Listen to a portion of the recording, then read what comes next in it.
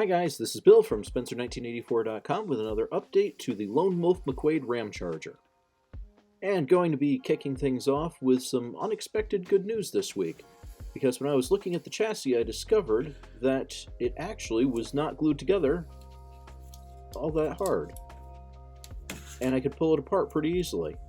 So that's a really nice bonus, going to make that a whole lot easier to clean up. But then I also found out that what I thought was a glued-in-place exhaust system is actually a cast-in-place exhaust system. So it's a little unfortunate, looks kind of rough here, and looks really terrible on that tailpipe. I had not even noticed with the suspension in place, but yeah, I'm going to have to do a little bit of cleaning up there to try to make that look even somewhat reasonable. But other than that, actually really happy to see how this looks.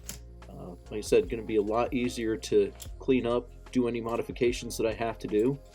And speaking of modifications, went ahead and did a quick comparison, and I don't know if I'm actually going to have to alter the wheelbase, or if I do, it's going to be like a couple of millimeters maybe. So I don't think I'm going to have to modify the frame at all. I might have to move one of the rear axles just a hair. So what I'm going to do is I'm going to leave at least one of the axles loose, kind of like I did on the Days of Thunder car, so I can do a final dial in once it's all together. Also, started work cleaning up the windows on the body, and they're pretty hefty supports, but they're actually not hard to remove at all. Going to take little razor saw, and what I did is I just laid it flat against the trim, not tight to the trim because I don't want to scar it up, but on the same level, and getting it started here is a little awkward, but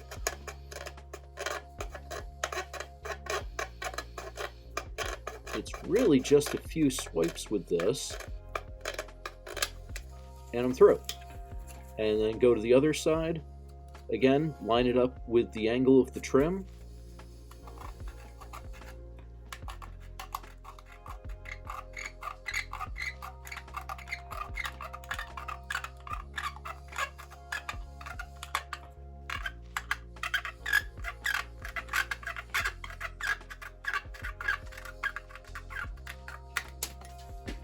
and out it comes. So you see, just a few seconds worth of work gets it down to nubbins, and now I can go back with the sharp knife and sanding stick, and it cleans up pretty good.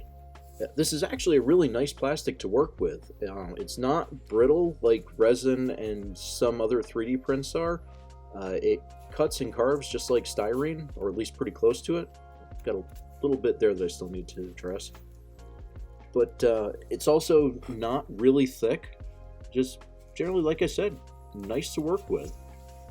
And I'm really happy about that because the hood is going to be my next task. So I'm just going to do the back of the X-Acto blade trick here.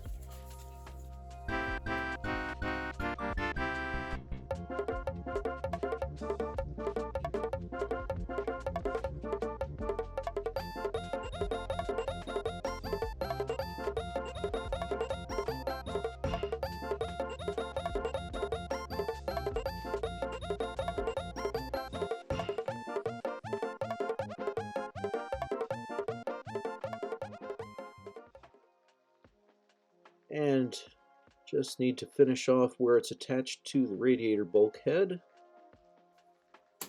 There we go. Now, got an opening hood. And not bad. A little thick, but really not bad at all. In fact, getting it to this point looks pretty much like any styrene kit pulled right out of the box. And as you can guess, the reason why I wanted to cut off the hood is so that I could put an engine in. And this is going to be it. I was talking to another builder about this project, and we agreed that Lone Wolf McQuade's truck really needs something insane under the hood. So this is the Hemi out of the Revell Jungle Gym Funny Car. and I figure it's got the blower, it's got the performance oil pan, and best of all, the back of the engine is set up so that you can put a stock transmission on it.